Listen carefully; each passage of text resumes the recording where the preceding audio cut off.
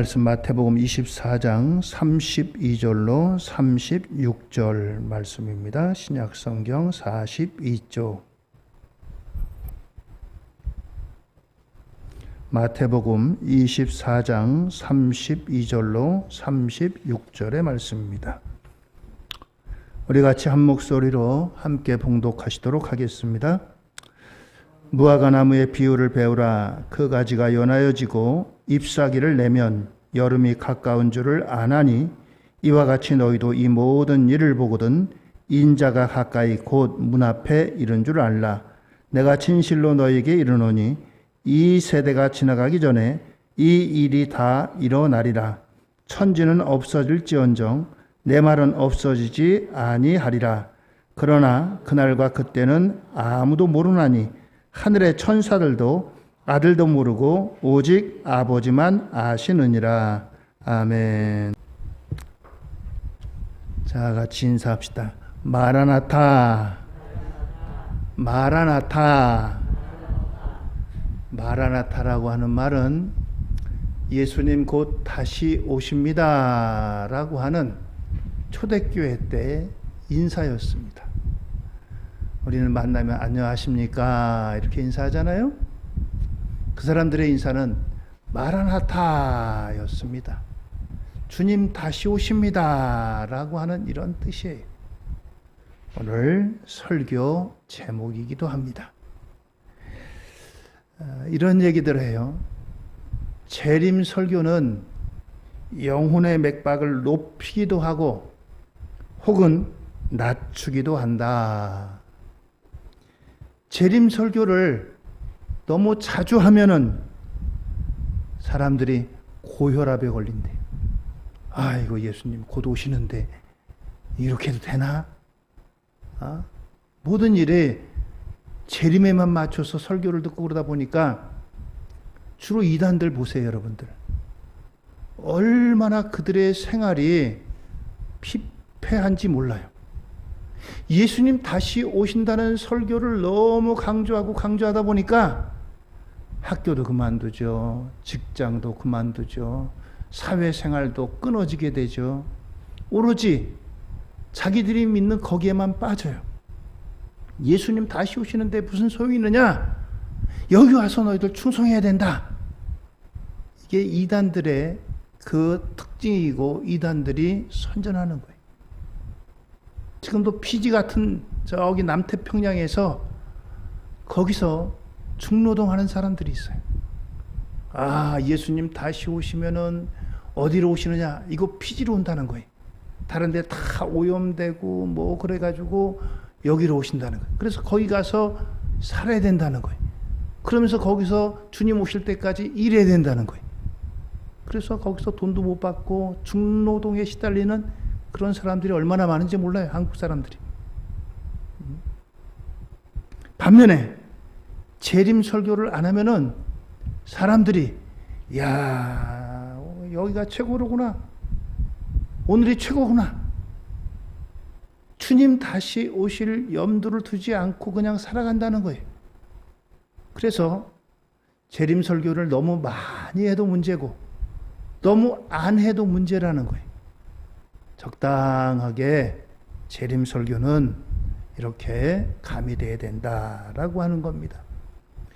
신약 성경에 재림에 대한 말씀이 318절에 말씀하고 있대요. 직접적으로 오신다든가 아니면 뭐 비유로다가 간접적으로 이렇게 표현한 것들이 이렇게 된다는 거예요. 그래서 절수를 보면 25절마다 한 절씩 이 말씀이 기록되어져 있다라고 하는 것입니다. 그렇습니다. 재림 설교는 예수님이 다시 오신다는 거예요. 예수님이 다시 오신다는 것이 여러분들 우리 믿는 사람들에게 얼마나 큰 기쁜 소식이겠어요?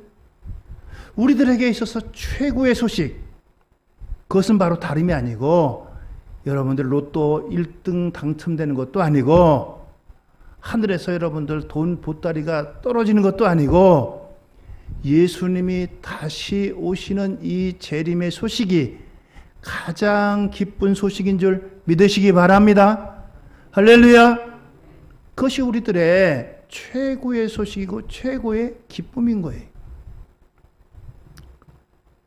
옛날 7, 80년대 우리나라 많은 사람들이 중동으로 또는 뭐 독일로다가 이제 광부들도 그렇고 일을 나갔습니다.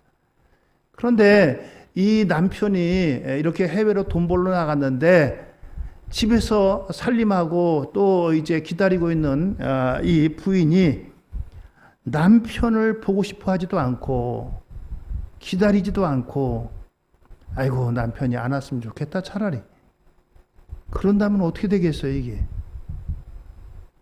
너무 지금 없는 게 편하고 그러다 보니까 아이고 남편 차라리 안 왔으면 좋겠다.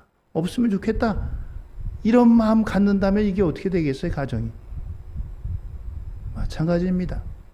우리가 이 땅에 살면서 주님 오신다고 하는 이와 같은 재림에 대한 확신을 가지고 믿음을 가지고 살아야지 예수님 마치 안 오실 것처럼 이 땅의 것이 모든 것이요 이 땅의 것이 전부요 이렇게 살아간다면 우리는 예수님 정말 어느 때 불현듯 오실 때에 우리는 이 예수님을 맞이할 수 있겠느냐라고 하는 것입니다. 오늘 저와 여러분들은 이 땅에 우리가 발을 딛고 살고 이 땅에서 우리가 다른 안 믿는 사람처럼 일도 하고 다른 사람도 만나고 우리의 삶을 영위하고 있지만 우리들에게는 늘 한 가지 소망이 있다면 그것은 바로 다시 오실 예수님을 준비하고 맞이할 준비를 하고 살아가야 된다는 것입니다. 오늘 저와 여러분들 우리 모두가 예수님의 재림을 사모하는 신랑 되신 예수님의 신부 우리 모두가 되기를 예수님의 이름으로 축원을 드립니다. 할렐루야. 오늘 재림에 대한 성경의 예언들이 몇 군데 말씀되어져 있습니다. 재림, 예수님이 다시 오신 것에 대한 여러 예언들이 있는데 먼저는 예수님 자신이 제자들에게 오늘 우리들에게 하신 말씀입니다. 요한복음 14장 1절 이하입니다. 너희는 마음에 근심하지 말라. 하나님을 믿으니 또 나를 믿으라. 내 아버지 집에 거할 곳이 많도다. 그렇지 않으면 너에게 일렀으리라.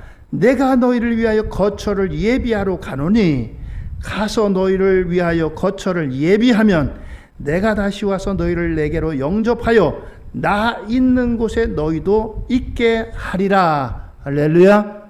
그렇습니다. 예수님이 내가 다시 오겠다. 너희를 내가 있는 곳으로 데리고 오겠다. 이건 누가 하신 말씀이에요? 예수님이 하신 말씀입니다. 그렇습니다. 이것이 바로 예수님의 재림에 대한 약속의 말씀입니다. 두 번째는 천사들이 증언합니다. 사도행전 1장 9절 이하의 말씀입니다. 예수님이 부활하시고 40일 동안 이 땅에 계셨다가 이제 하늘로 승천하시면서 이제 천사들이 하는 증언입니다. 사도행전 1장 9절 이하요. 이 말씀을 마치시고 그들이 보는데 올려져 가시니 구름이 그를 가리어 보이지 않게 하더라. 올라가실 때 제자들이 자세히 하늘을 쳐다보고 있는데 흰옷 입은 두 사람이 그들 곁에 서서 이르되 갈릴리 사람들아 어찌하여 서서 하늘을 쳐다보느냐. 너희 가운데서 하늘로 올려주신 이 예수는 하늘로 가심을 본 그대로 오시리라 하였느니라. 할렐루야. 그렇습니다. 예수님이 이제 하늘로 승천하실 때 예수님 곁에 그 천사들이 이제 옹이했습니다.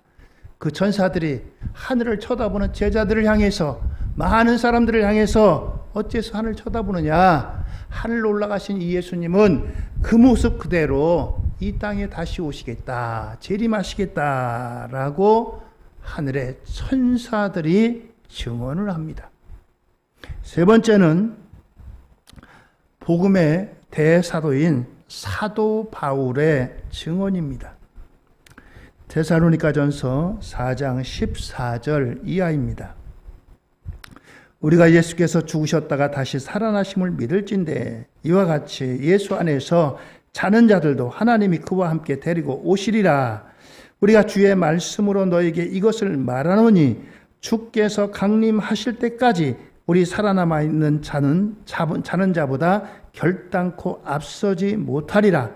주께서 호령과 천사장의 소리와 하나님의 나팔 소리로 친히 하늘로부터 강림하시리니 그리스도 안에서 죽은 자들이 먼저 일어나고 그 후에 우리 살아남은 자들도 그들과 함께 구름 속으로 끌어올려 공중에서 주를 영접하게 하시리니 그리하여 우리가 항상 주와 함께 있으리라. 아멘. 그렇습니다.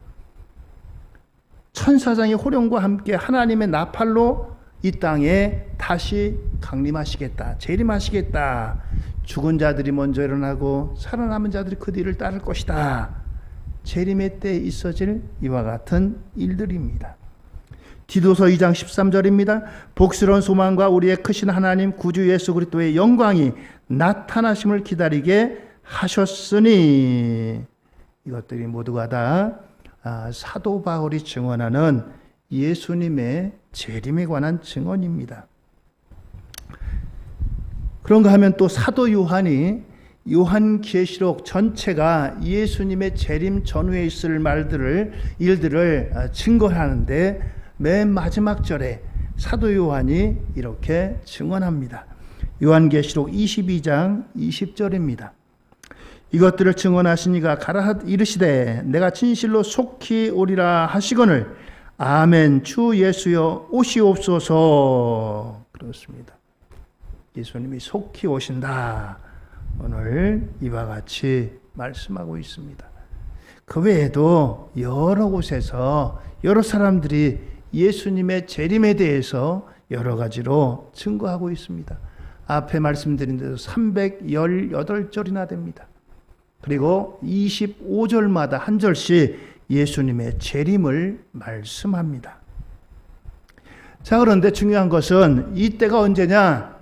예수님이 이때가 언제다라고 하신 말씀은 성경 어디에도 없습니다.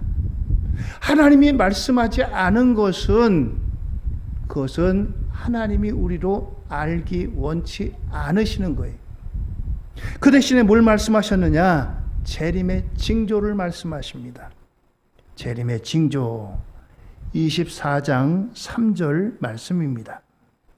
예수께서 감람산 위에 앉으셨을 때에 제자들이 조용히 와서 이르되 우리에게 이르소서 어느 때 이런 일이 있겠사오며 또 주의 임하심과 세상 끝에는 무슨 징조가 있사오리까?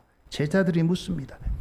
예수님이 제자들과 함께 이제 십자가를 앞에 두고 십자가를 말씀하시면서 또 재림에 대해서 말씀하시니까 제자들이 그 말씀을 듣고 있다가 예수님 이때가 어느 때입니까?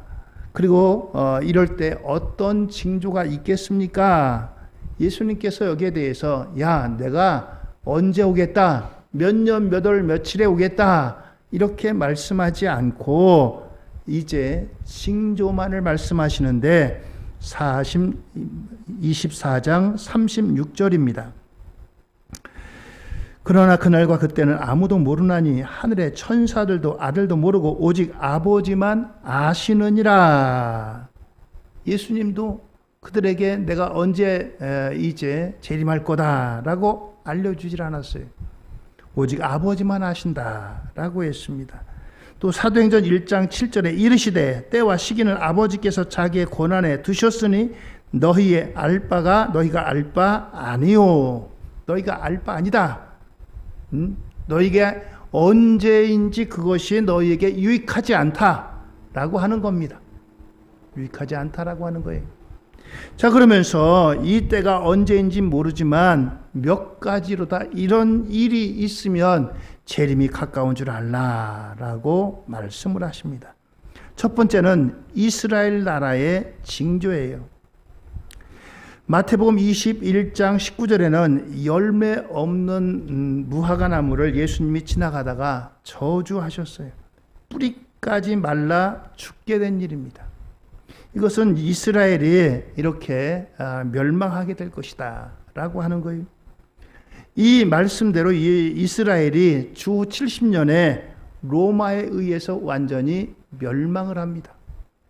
바벨론 포로로 그들이 한번 멸망을 그들이 옛날에 체험했지만 바벨론 포로에서 돌아와서 한동안은 하나님을 잘 섬기고 그렇게 살았어요.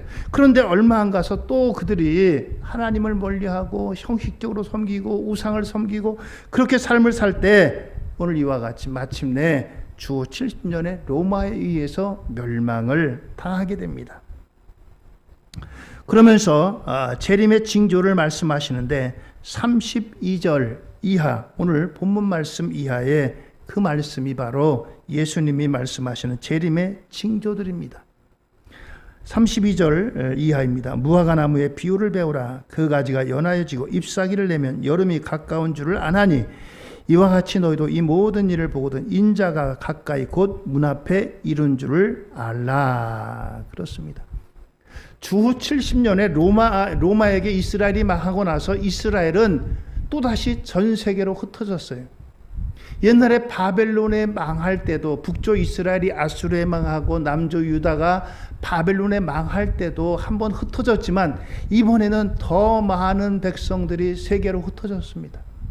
흩어져가지고 나라 없는 민족으로 살아갔어요. 그러다가 2차 세계대전이 끝나고서 1948년 5월 14일 우리나라는 1948년 8월 15일에 우리나라 이제 대한민국이 건국됐잖아요. 그들은 1948년 같은 해지만 5월 14일 우리나라보다 조금 빠릅니다. 그때 독립을 선포했어요. 자, 그런데 이 무화과 나뭇잎이 이제 피게 되거든 여름인 줄 알라라고 했는데 무화과 나무는 이스라엘을 상징합니다. 무화과 나무가 핀 것은 바로 이 이스라엘이 다시 세워지고 독립하는 것을 의미해요. 그런데 그 다음에 예수님이 24장 34절에 내가 진실로 너에게 말하노니 이 세대가 다 지나가기 전에 이 일이 다 일어나리라. 이 세대가 지나가기 전에. 이 세대 그럼 보통 한 30년 40년을 생각하잖아요. 그럼 3, 40년 만에 그럼 예수님이 이제 이스라엘이 다시 재건되고 이스라엘이 다시 독립했으니까 이스라엘이 이제 독립했으니까 예수님이 오셔야 되지 않느냐. 그런데 한 세대라고 하는 것은 꼭 이렇게 우리가 3, 40년으로 못 박을 수는 없는 것입니다. 창세기 15장 13절 이하에 보면은 이렇게 말씀하고 있어요. 여호와께서 아브라함에게 이르시되 너는 반드시 알라. 내 자손이 이방에서 객이 되어 그들을 섬기겠고 그들은 400년 동안 내 자손을 괴롭히리니 그들이 섬기는 나라를 내가 징벌할지며 그 후에 내 자손이 큰 재물을 이끌고 나오리라. 너는 장수하다가 평안히 조상에게로 돌아가 장사될 것이요 내 자손은 4대 만에 이 땅으로 돌아오리니 이는 아모리 족속의 죄악이 가득 차지 아니함이라 하시더니. 그렇습니다. 400년 만에 돌아오겠다라고 하면서 4대 만에 이 땅으로 돌아오게 하겠다. 여기서 그러면 한 세대는 100년이 됩니다. 우리가 3, 40년으로 못 박을 수 없다는 거예요. 그러면 2048년이 되잖아요. 그런데 2048년이라고 꼭 그렇게 집을 수 없는 것이 마태복음 24장 22절에 이렇게 말씀합니다. 그날들을 감하지 아니하며 모든 육체가 구원을 얻지 못할 것이나 그러나 택하신 자들을 위하여 그 날들을 감하시리라. 그 날들을 감하시겠다. 꼭 이렇게 30년이다 혹은 100년이다 하나님께서 이렇게 이제 세대를 구분짓지 못한다는 겁니다. 그러니까 하나님께서 원래 계획하신 게 있는데 그 날들을 아직 택한 자들이 있는데 택한 자들이 아직 구원받지 못했어요. 그래서 그 날들을 변경하실 수 있다라고 하시는 말씀입니다. 그렇습니다. 두 번째는 자연계의 징조예요. 24장 29절로 30절입니다. 그날 환난 후에 즉시 해가 어두워지며 달이 빛을 내지 아니하며 별들이 하늘에서 떨어지며 하늘의 권능들이 흔들리리라. 그때 인자의 징조가 하늘에서 보이겠고 그때 땅의 모든 족속들이 통곡하며 그들이 인자가 구름을 타고 능력과 큰 영광으로 오는 것을 보리라. 또 그런가 하면 24장 7절입니다. 민족이 민족을 나라가 나라를 대적하여 일어나겠고 곳곳에 기근과 지진이 있으리니. 그렇습니다. 이런 일들이 자연계의 징조를 통해서 하나님께서 예수님이 오실 때에 이런 자연계의 징조가 일어날 것이다 라고 하는 거예요. 여러분들 금년 초에 시리아하고 튀르키예, 옛날 터키에 큰 지진이 일어났었잖아요. 엊그제 또 이제 모로코라고 하는 저기 유럽 밑에 아프리카 가장 위쪽에 모로코라고 하는 나라가 있습니다. 여기에 지진이 났어요. 그런가 하면 리비아라고 하는 이 나라는 거의 대부분이 사막인 나라입니다. 그런데 대홍수가 났어요. 홍수가 나가지고 죽은 사람만 10,000명이 넘어요. 실종된 사람도 그렇고 그만큼 되고. 뭐 여기저기 지진이 나고 또 홍수가 나고. 여러분들 지금도 우리가 기상이변을 겪잖아요. 여름이 얼마나 길어졌어요. 아직까지도 덥습니다. 선선한 바람이 불어야 될 때. 자연계의 징조가 일어납니다. 이런 일들이 바로 예수님의 오실 징조가 된다는 거예요. 북극과 남극에 거대한 얼음들이 녹아가지고 그것이 이제 바다 수면을 높이는 이런 일이 있습니다. 이 모든 일들이 바로 자연계의 이런 변화의 징조입니다. 그리고 전쟁이 없을 것 같은데 러시아가 우크라이나를 침공해가지고 지금 2년, 3년 되도록 전쟁이 계속되고 있습니다. 나라가 나라를 서로 치는 이런 일들이 있습니다. 그런가 하면은 변화되는 국제 정세가 있습니다. 오늘부터 새벽 기도가 다니엘서가 시작이 되었는데 다니엘서에 보면은 이 바벨론의 느부갓네살 왕이 어느 날 꿈을 꿉니다. 그런데 이 꿈이 하도 이상해가지고 자기네 나라의 술사들 불러가지고 이 꿈이 무슨 내용인지 그 꿈을 또 해몽을 하라 명을 내립니다. 어느 누구도 꿈 내용을 얘기해 주지 않으니까 해몽을 할 수가 없죠. 꿈 내용을 알 수가 없습니다. 그런데 다니엘과 세 친구만이 하나님께 기도하고 하나님께서 그 꿈 내용을 보여주시고 그 꿈을 해몽합니다. 그 꿈은 큰 신상인데 큰 신상의 머리는 금이고 가슴과 두 발은 은이고 그 다음은 이제 노시고 그 다음은 이제 쇠와 그리고 진흙이었습니다. 이것은 바벨론 그리고 또 메데와 바사 그리고 헬라 로마 이런 나라로 앞으로 나라가 이루어질 것이다. 계속해서 이어질 것이다. 라고 하는 그러한 환상입니다. 바로 이것대로 지금은 이제 이러한 시대가 됐어요. 시대적인 것으로 봐서 이제 주님 오실 때가 가까웠다는 겁니다. 다니엘서에 보면은 사자와 곰과 표범 10뿔이 달린 무서운 짐승으로 이와 같은 이제 형상을 말씀합니다. 그런데 절대적인 권세자가 나타날 것이라는 거예요. 마지막 때. 마지막 때. 이 절대자가 이제 모든 권세를 다 쥐고 있을 것이라는 것입니다. 우리가 살고 있는 시대가 어떻습니까? 코로나19로 얼마나 힘들었어요? 코로나19 때문에 모든 것들이 막히고 그랬잖아요. 앞으로 또 어떤 일이 일어날지 모릅니다. 과학자들은 코로나보다 훨씬 더 이제 강력한 것이 찾아온다고도 해요. 오늘 우리는 이러한 시대 가운데 살고 있습니다. 이러한 징조로 우리에게 자연계의 징조, 또 그리고 국제정세의 징조, 이와 같은 것들로 말씀하십니다. 자, 그러면 중요한 것은 이렇게 징조도 그렇고 주님 오신다고 하는 약속의 말씀도 예수님이 친히 하셨고 천사들도 또 제자들도 이와 같이 오신다고 증언하고 있는데 우리가 지금 이 시점에서 우리가 살고 있는 오늘에서 해야 될 일이 뭐냐? 재림을 대비한 준비입니다. 재림을 어떻게 대비하느냐? 먼저는 영적으로 깨어 있어야 한다는 거예요. 영적으로 깨어 있으라. 마태복음 24장에 열 처녀 비유를 말씀합니다. 열 처녀 가운데 다섯 처녀는 신랑 대신 주님이 오실 때 신랑을 맞이하지만 나머지 다섯 처녀는 깨어있지 못해가지고 그때 가서 허둥지둥대고 이제 등불에다가 기름을 채우려고 했고 그때 가서야 준비했지만 이제 이 혼인 예식에 참여하지 못했다라고 하는 것입니다. 24장 42절입니다. 그러므로 깨어있으라. 오늘날에 너희 주가 임할는지 너희가 알지 못함이니라. 주님께서 우리에게 알려주지 않은 비밀입니다. 그렇기 때문에 깨어있어야 된다는 거예요. 유비무환이라고 하는 말이 있습니다. 준비하라. 준비하지 않으면 화를 당한다. 준비하면 화가 임하지 않는다는 말입니다. 그렇습니다. 준비하고 있으면 주님 맞이할 수가 있습니다. 오늘 여러분 우리 모두 깨어서 영적으로 깨어서 주님 맞이하는 우리 모두가 되기를 주의 이름으로 축원드립니다. 두 번째는 참된 교회에 속해서 신앙생활을 하라라고 하는 겁니다. 요한계시록 12장 1절입니다. 하늘에 큰 이적이 보이니 해를 옷 입은 한 여자가 있는데 그 발 아래는 달이 있고 그 머리에는 12별의 관을 썼더라.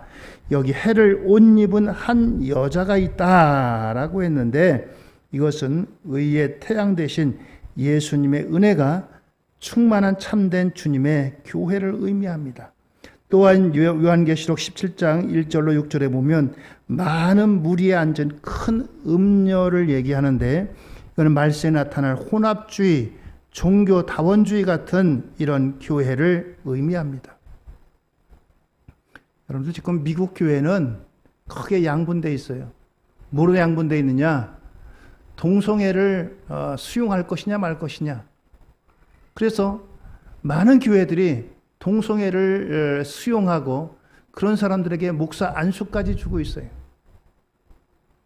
미국은 인권이라고 하는 게 아주 대단합니다. 인권이기 때문에 차별하면 안 된다는 거예요.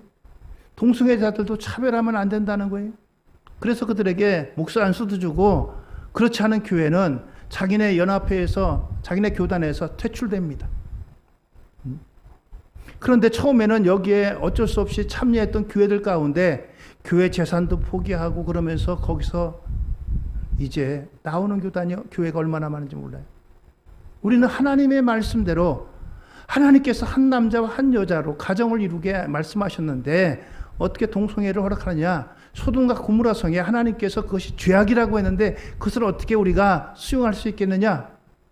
해가지고 여기에 퇴출한 이제 거기서 나온 교회들이 적지 않게 많습니다.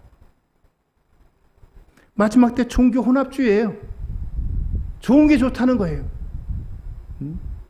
좋은 게 좋은데 여러분들 하나님의 말씀에 어긋나고 대치되는 그것도 수용할 수는 없잖아요. 그럼 뭐 하나님의 말씀이 무슨 필요가 있어요? 하나님 말씀과 상관없이 살아가야지. 오늘 우리의 기준은 하나님의 말씀이에요. 세상에는 법이 그 기준이듯이 우리는 하나님의 말씀이 법인 거예요. 그렇습니다.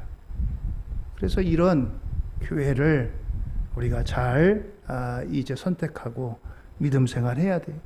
하나님의 말씀에서 어긋나고 사이비로 나가는 이와 같은 것들을 잘 경계해야 돼요.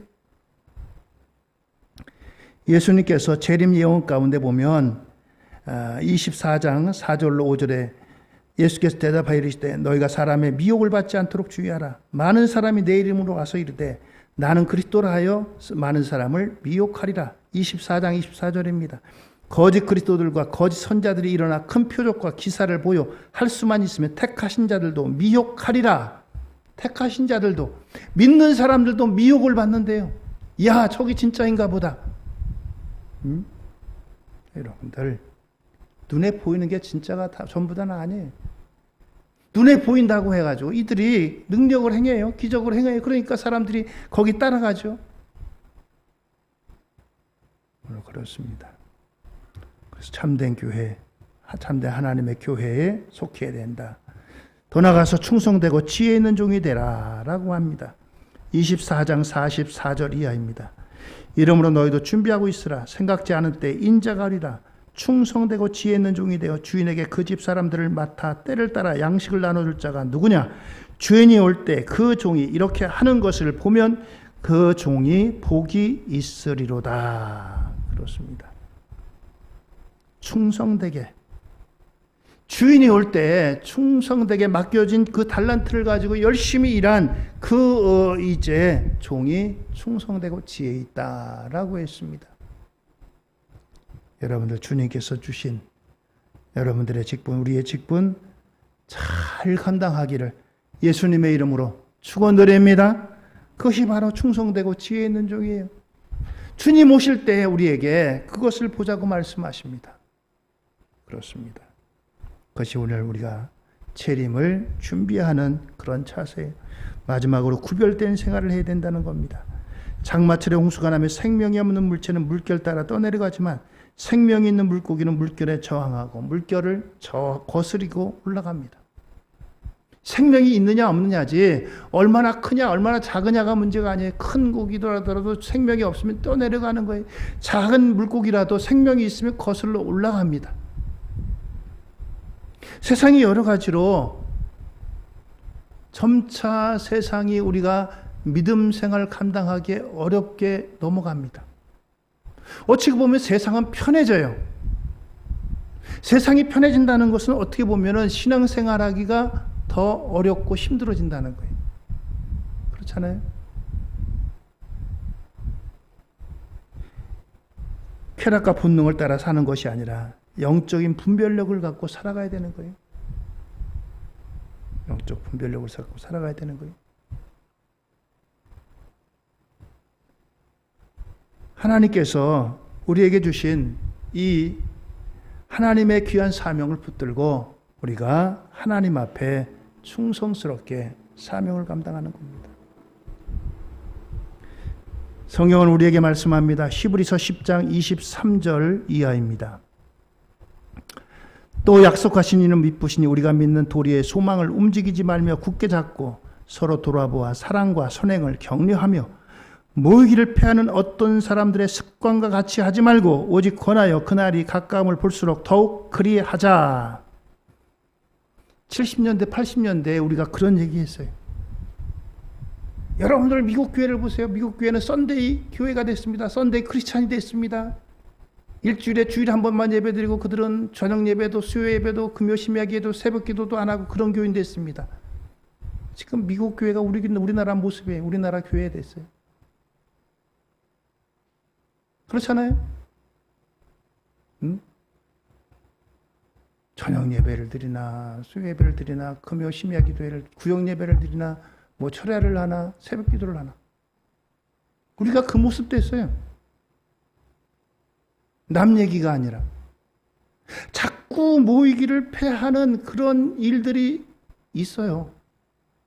옛날이나 지금이나 모이기를 패하게 모이지를 못하게 하는 그런 일들은 있었습니다. 그런데 옛날엔 그걸 이겨냈어요. 아, 예배 드려야지. 예배가 우선이지. 근데 지금은 아이고 뭐 예배요. 어저께도 지난주도 드리고 뭐 드렸는데 뭐 또 드려야 돼. 한 주 빠지면 어때요? 아무렇지도 않게 그래. 아무렇지도 않게. 모이기를 패하는 그런 일들을 자꾸 세상이 만들어내는데 습관과 같이 거기 젖어들지 말자. 습관과 같이. 마귀 사탄은 자꾸 모이기를 패하게 만들어요. 야, 지난주도 갔는데 뭘 또 5분 한 주는 좀 빠지면 어때?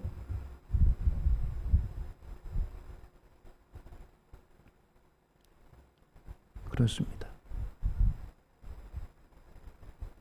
7, 80년대에 우리가 그토록 미국 교회를 향해서 야, 저게 무슨 교회냐, 저게 무슨 교인이냐 그랬던 게 바로 오늘의 우리 모습, 내 모습이에요.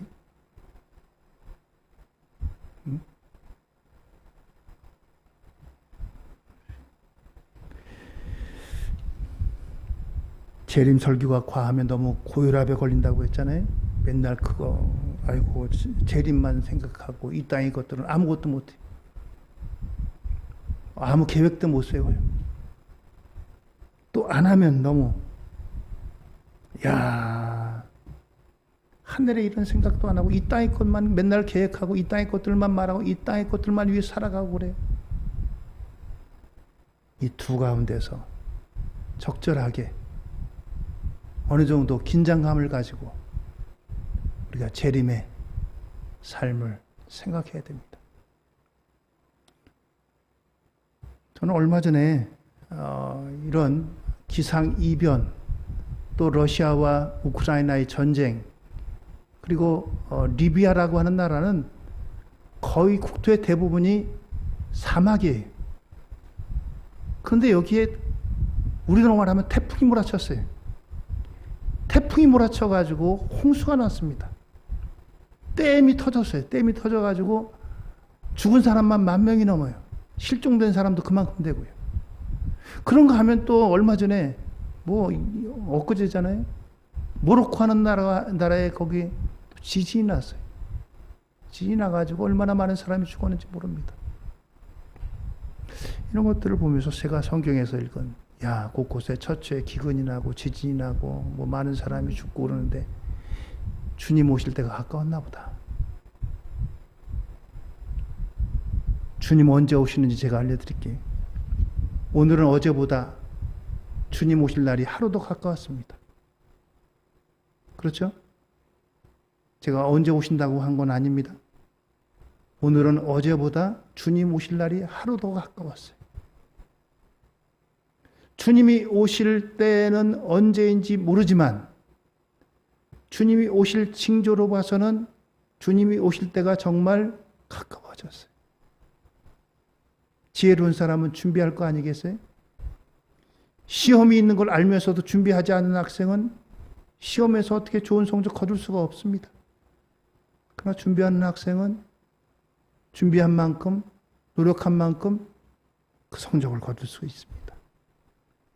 오늘 저와 여러분들 깨어서 주님 맞이하는 우리 모두가 되기를 예수님의 이름으로 축원드립니다. 할렐루야!